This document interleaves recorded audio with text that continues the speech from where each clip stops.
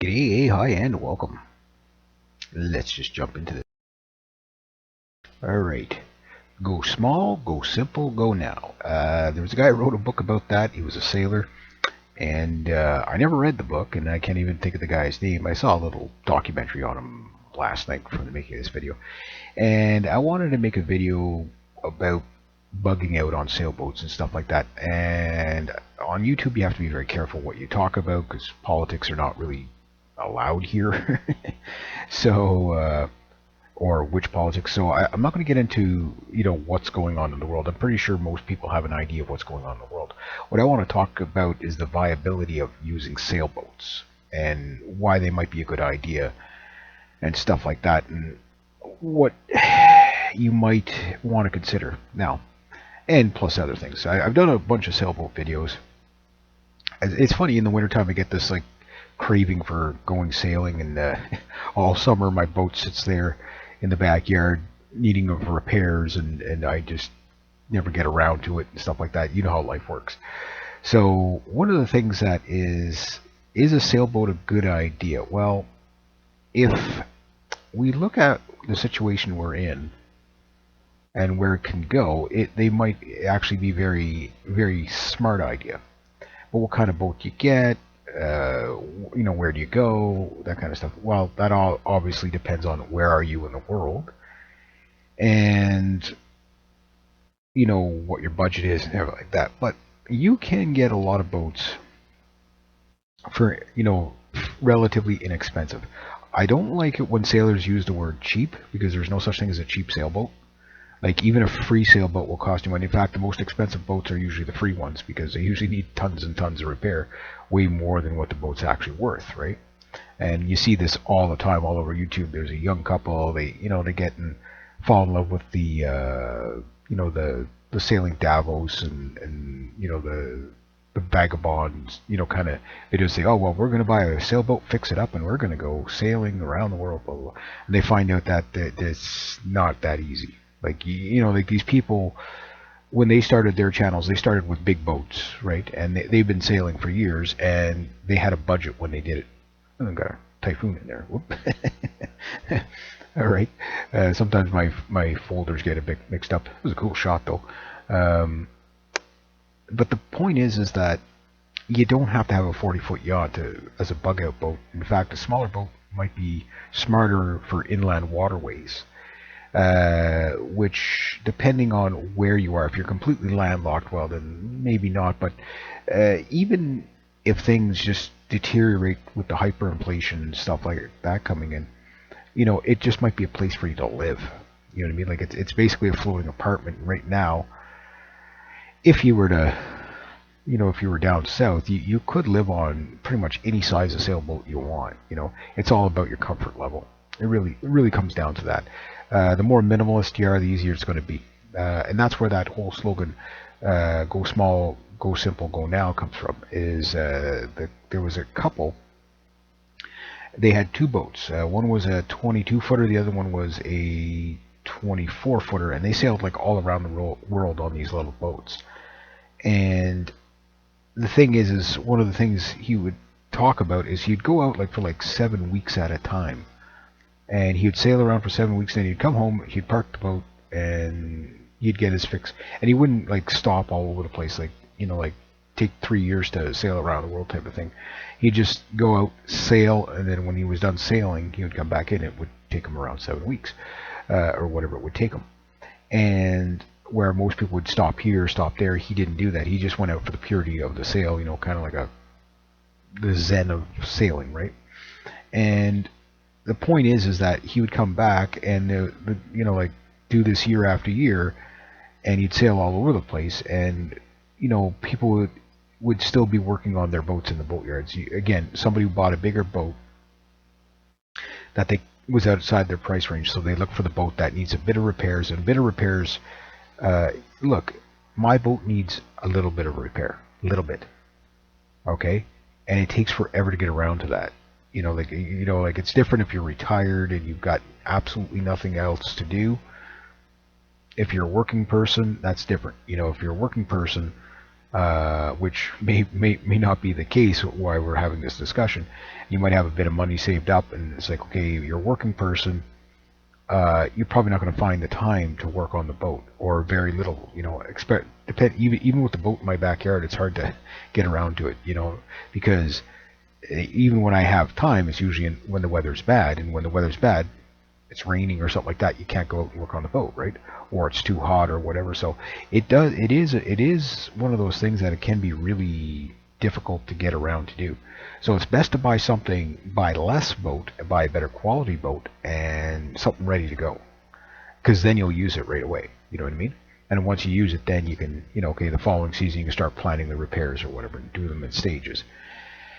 That's a good idea. So, if you were going to go small, well, what does small mean? Well, it means it's based upon your budget. So I don't like to, like I say, I don't like to use the words cheap or inexpensive, or cheap or budget boat, because there is no budget. Like, everything is on a budget.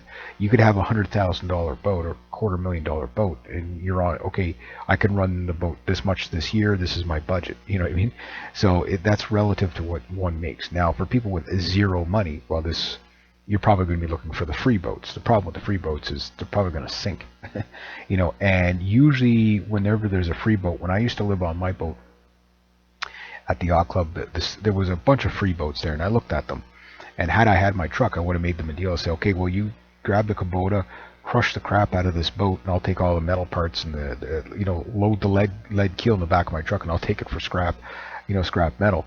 And yeah, that'd be awesome.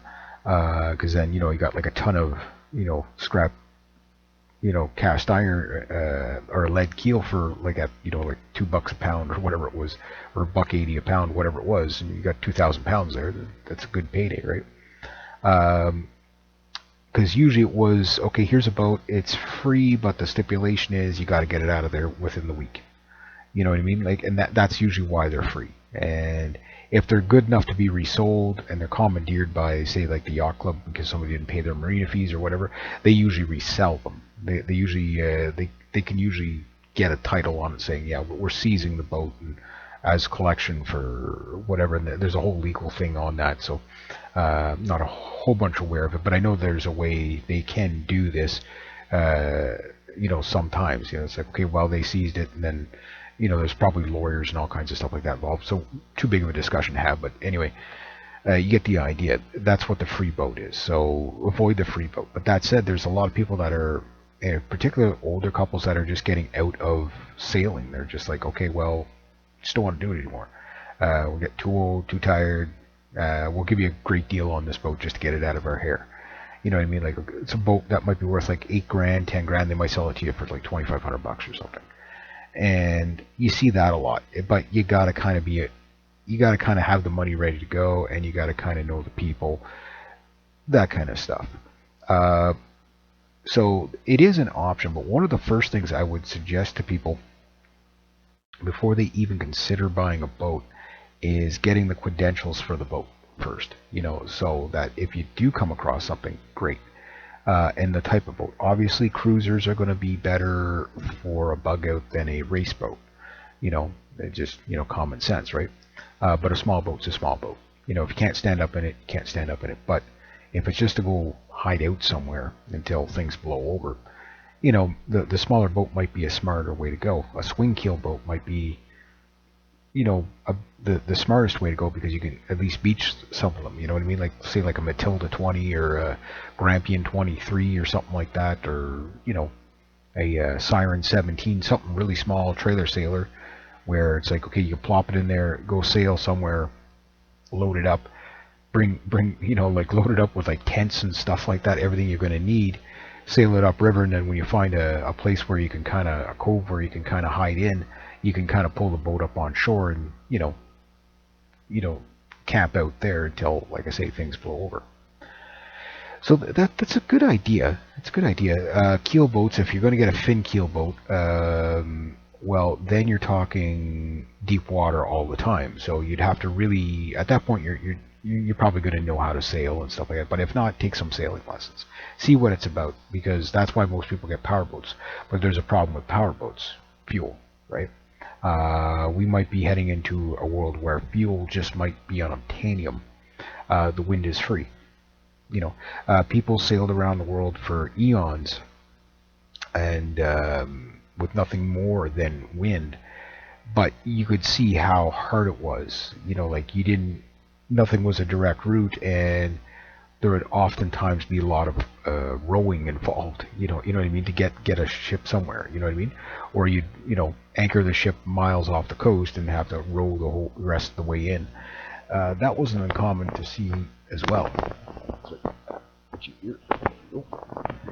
So yeah, it's one of those things that I think it's a good idea to look at. You can find all kinds of different boats. There's some that are better than others. Like my top few picks in no particular order. If I was going to go, like say the 20-foot range, I would definitely recommend a Hallman 20 or Nordica 21, or Hallman 21, Hallman 20, Nordica 20. Almost all really, they're all the same boat, and they have like a 2'8" draft. So like they're the type of boat that if you did get stuck on a shoal, you could jump off the boat and probably get it off the shoal, push it off or whatever, or at least dig it out with a shovel. Get your snorkel gear and go dig it out with a shovel. So it would be a good it would be a good choice for a pocket cruiser. You could technically sleep 4 people in there, but really, like say 2 adults, 2 children would be like the max, or 2 full-size adults. But you can carry enough stuff in there, and it's like you can't stand up in it, but it's like almost 4.5 or 5 feet of standing room under the hatch, so you could mess about in it. Cockpit's really small, but really boaty looking boat, very well built, very heavy weather boat. So for its size, I mean, it's only 20 feet. Could you cross an ocean in it? Well, some have actually. Believe it or not, you'd have to do a major outfit. But the thing is you can get these boats for, you can pay like 10 grand for these boats because they're kind of sought after. But you can find them also for like under 2 grand in basic mode. Like no electronics, nothing on them, and a little bit in the ugly side. So yeah, Hallman 20, Hallman 21, Nordica 20. Great choice for like under the 20 feet. Another great choice would be like say like a Sandpiper 18 swing keel. Again, you can get it up on shore. Not the best sailing qualities. You could sleep 2 in there ish. A Siren 17, same thing. You might be able to sleep 2 in there ish. Swing keel, lots of them around. Get them. You pick them up like cheap, dirt cheap. A lot of times they come with a trailer and everything like that. So. Moving up, say, to the 22-foot spot, the world's your oyster there, but in my area it would be like the Tanzer 22 would be probably the no-brainer pick, because they're cheap, there's lots of them. Tanzer yachts, I think, made something like 8,000 yachts in total, and 2,700 of those, I believe, were Tanzer 22s. You can get some with a swing keel, some with a shoal keel, and most with a fin keel, and the fin keel, the one I had, was like 3'6". So it was a heavy boat. I mean, the thing was 2,900 pounds or 3,600 pounds, something like that. You can sleep 4 in there. You can't stand up under the hatch, of course, but it's not too bad. Like it's decent sailing qualities, but it has a 7-foot cockpit, so you got a lot of, and a flat upper deck. So it was an easy boat to work around. And again, there's so many. You can get spare sails and stuff like that because there's just so many of them.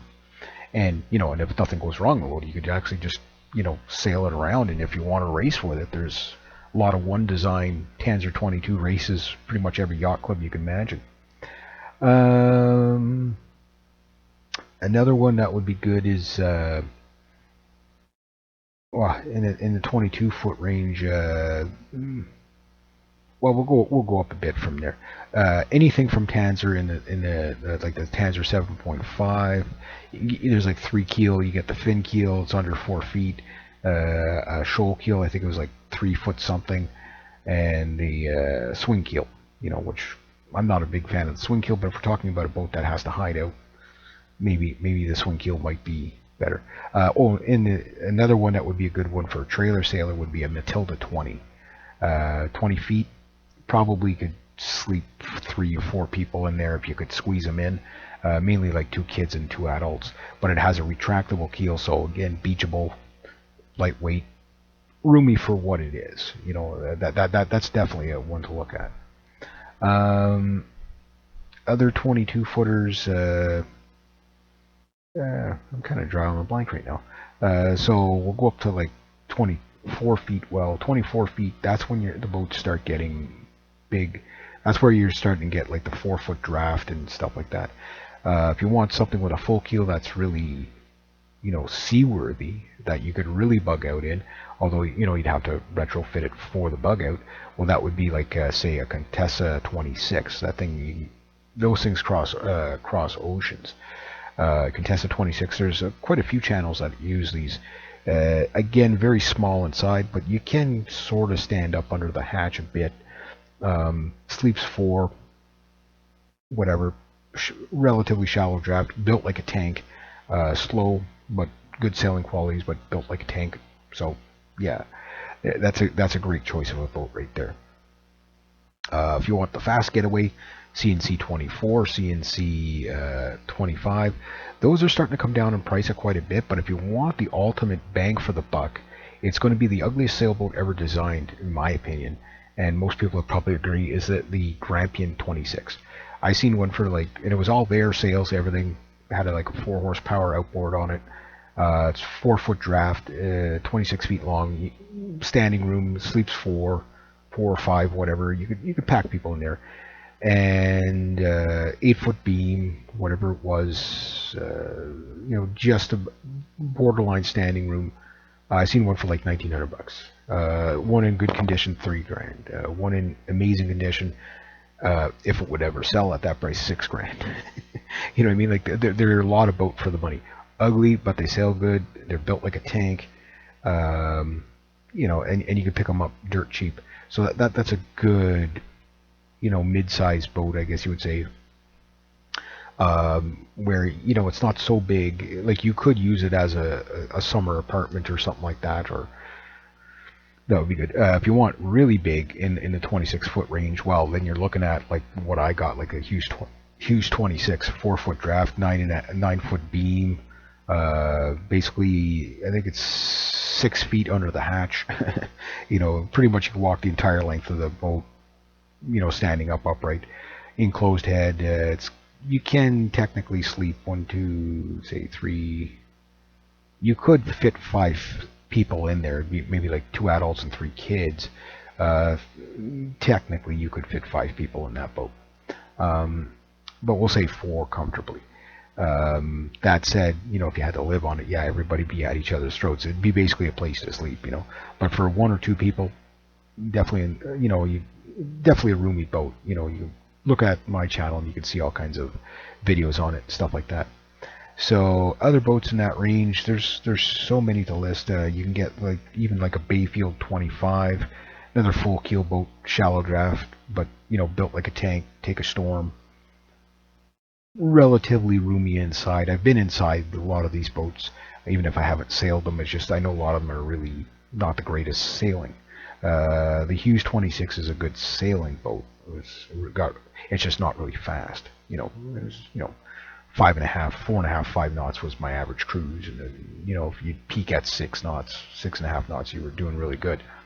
Tanzer 26 again, another good, probably a better laid out boat than the Hughes 26, but not as roomy.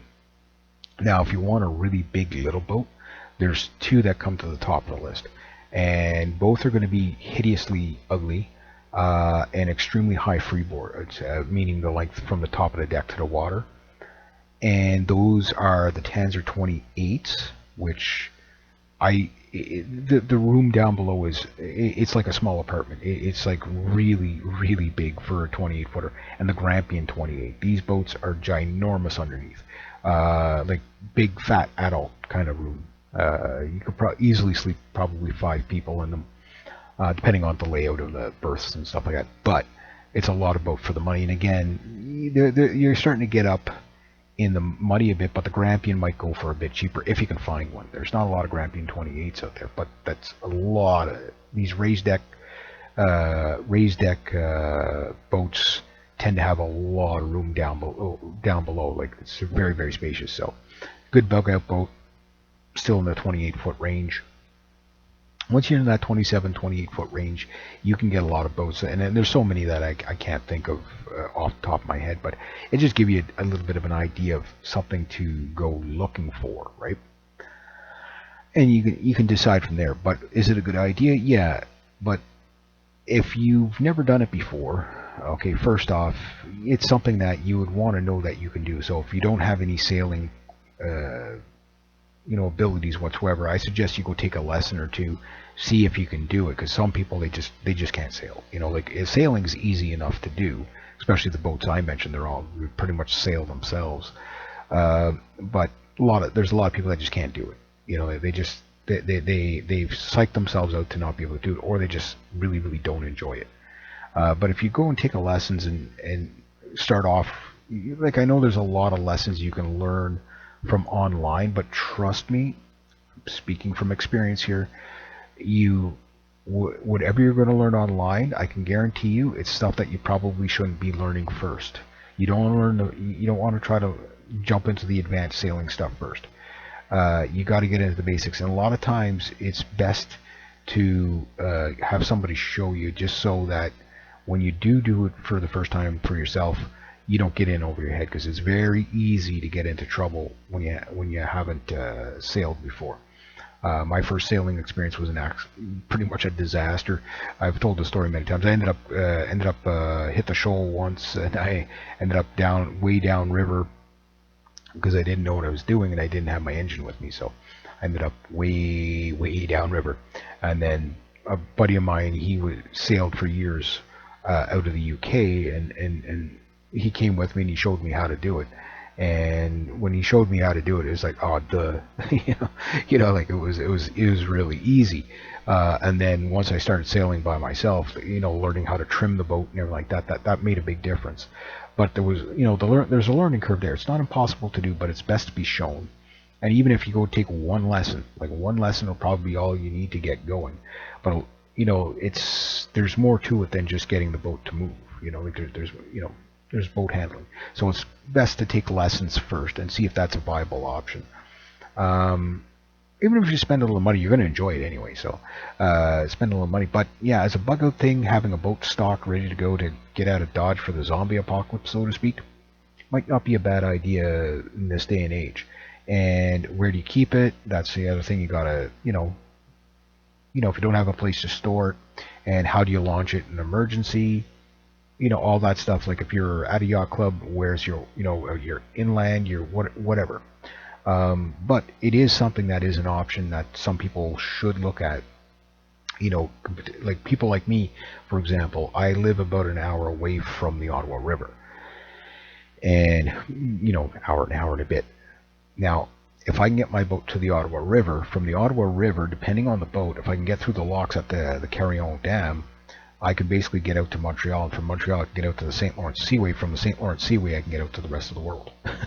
So it gives you an idea, right? So it gives you an idea of why that might be a good idea for somebody like me, where it's like, okay, well, what I can do is just maybe have a boat sitting in the Thousand Islands dry docked, ready to go for the summer, and then go sailing on it. And if something happens, that's where I make my way to, and then from there I can take the fully stocked boat, just keep going with it, right? Other things is head out early. You know what I mean? Like one of the things that I'm doing on my BitChute channel is Breakaway Society videos, and you can go and check them out for yourselves and see what you think. But one thing that that I've been doing them for a long time now, and one theme is, and this is something I've heard from people that have survived economic collapses, say like in Argentina and stuff like that, is don't wait too long to get out, because there comes a point where you can't, and we're getting to that point here, where you can't leave the country. You know what I mean? But even if you can't leave the country, doesn't mean you have to be around all the chaos, right? So sail somewhere. Let's say you sail, because I'm on the east coast of the country, or like I'm not right on the east coast of the country, but I'm on the eastern side of the country. Okay, I'm in Quebec. So let's say I take my Hughes 26, I get it all fixed up, and in the spring I have the money and I put it in the water and in the St. Lawrence, and things are starting to get really rough, I have it all packed up, and I sail out past the St. Lawrence, past Quebec City, uh, hang a past Trois-Rivières, all those places, and then I head up towards, say, Labrador. Okay. Well, by the time I get to Labrador, okay, there's nothing there. Okay. Find a place in Labrador where you can pull the boat up on shore and, basically, or anchor it there for the summer, whatever it is. Find a way to stow it for the winter. You stay up there while all the chaos is happening down here. And then in the spring you come back, you resupply, and you go back up again. If you have to do that, maybe you take people with you, or whatever, or you find an island somewhere. There's a lot of options that you can do with a sailboat. Once the sailboat is out in the open water, that's where the world's your oyster, right? So anyway, I'm going to leave it at about that. I'm going to keep this one kind of short, so thought it'd be an interesting video. I'll share it in both places, and I'd like to do a whole bunch of more videos on sailing, but I've already done so many on this channel that I don't know what topics to actually cover, especially when I'm not actively sailing anymore. Hopefully it will be again soon. I'm hoping if things don't go too awry, I'll be able to do it again this summer. But for those of you like that live in like Florida and stuff like that, at least you can bug out on a sailboat. You can go to the Keys, you can go anywhere. You know what I mean? Doesn't mean things won't get. The downside to down there is you might have to deal with pirates if ever, if the rule of law goes away, you might have to deal with pirates down there. So I mean, because they already do, right? There are certain areas you just don't. There's certain islands near Mexico that you don't sail near, or you disappear. Same with Venezuela, you don't go near there. So anyway, yeah. Yeah, I guess that's about all I got for now. So hopefully you enjoyed the little picture show. Yeah, I'll see if I can come up with some other sailing topics. Like different boats and stuff like that. I'd like to do one on like the Hughes Boat Works. I'm a big fan of the Hughes Boat Works. I'm a big fan of Tanzer yachts, obviously. The CNC stuff obviously is really good. So there's a lot of great yachts out there too that I'd like to do some coverage of. But again, when you're not out there sailing around on them, it's hard to cover them and stuff like that when you haven't used them, right? But you can look at the designs of them, see what's good, what's not good. And there's no perfect boat out there. Even the new ones, like there's always something that's a trade-off, right? So, but yeah, have a look at a lot of boats. Look at cheap boats. Research the history of every boat you look at.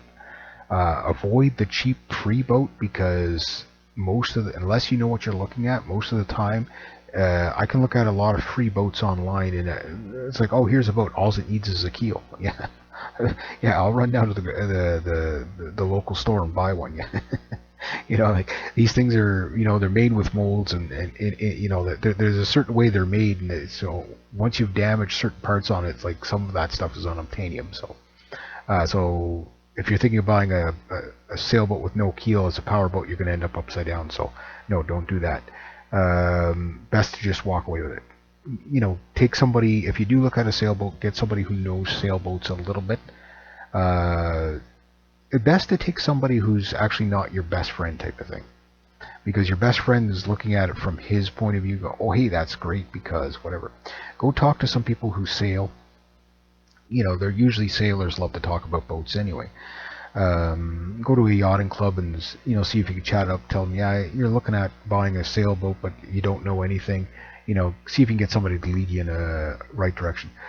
You could talk to yacht brokers around the world, but the problem is the yacht broker he's like, oh, he doesn't know anything. But say, I got the perfect boat for you, and that boat might be your white elephant. So just be mindful that it's like buying a house. You can get taken advantage of very easily in the sailboat market if you don't know what you're looking for, and it doesn't take much. And I watched one video just to give you an idea.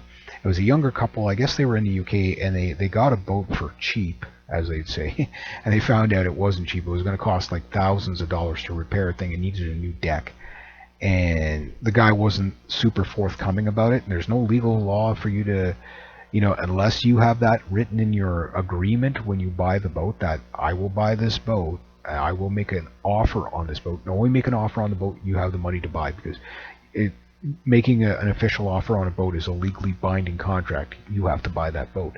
If I'll make an offer on 2 or 3 boats and see which one takes. Well, if they all accept the offer, you just bought yourself 3 boats. You know what I mean? So it's like buying a house. It's not, oh, here, I'll buy it, I won't buy it. There's paperwork, there's all kinds of stuff involved.